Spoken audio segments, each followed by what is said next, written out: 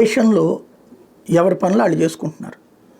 ఏ ధర్మానికి అనుగుణంగా వాళ్ళు ఉంటున్నారు, ఏ మతానికి అనుగుణంగా వాళ్ళు పాటిస్తున్నారు. కానీ ఎక్కడో వ్యక్తుల మధ్య జరిగినటువంటి గొడవల్ని తీసుకొచ్చి దేశంలో అశాంతి రేగుతోంది, లేకపోతే అసహనం పెరుగుతోంది, మత ఘర్షణలు జరిగిపోతున్నాయి అనేటటువంటి దిక్కుమాలను ప్రచారం చేసేటటువంటి సన్నాసులు గుర్తుపెట్టుకోవాల్సినటువంటి కీలకమైనటువంటి అంశం ఏంటయ్యా అంటే, అయోధ్య రామ మందిరం కోట్లాది మంది ప్రజలకు సంబంధించినటువంటి అంశం అందరికీ తెలిసిందే కదా ఏం జరిగింది అన్నటువంటిది. అట్లాంటి అయోధ్య రామ మందిరం విషయంలోనే ఆ మందిరాన్నే కూల్చడానికి ఐఎస్ఐ అండదండలతో ఒక ఆన్లైన్ ట్రైనింగ్ అయ్యి అందులో భాగంగా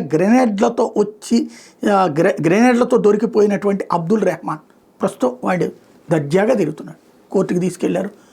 ఆ తర్వాత విచారణ కామన్గా నడుస్తుంది.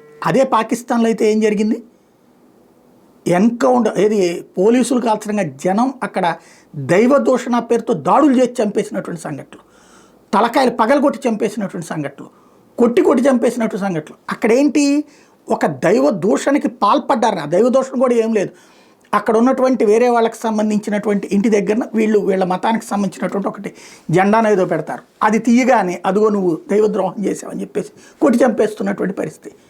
అలాంటి దుర్మార్గమైనటువంటి ఇష్యూస్ జరిగింది. అదే ఇక్కడ అయోధ్య రామ మందిరాన్ని కూల్చడానికే ఏకంగా మీద దాడి చేయడానికే గ్రెనేడ్లు పట్టుకున్నటువంటి వాడు మామూలుగా అరెస్ట్ అయ్యాడు, వెళ్తున్నాడు, అంతే.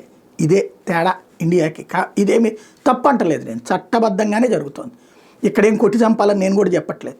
కానీ అయోధ్య లాంటి ఆలయాలను కూల్చుతామనే వెధవలు కూడా ఇక్కడ దర్జాగా బతుకుతున్నారన్న విషయం గుర్తుపెట్టుకోవాలి.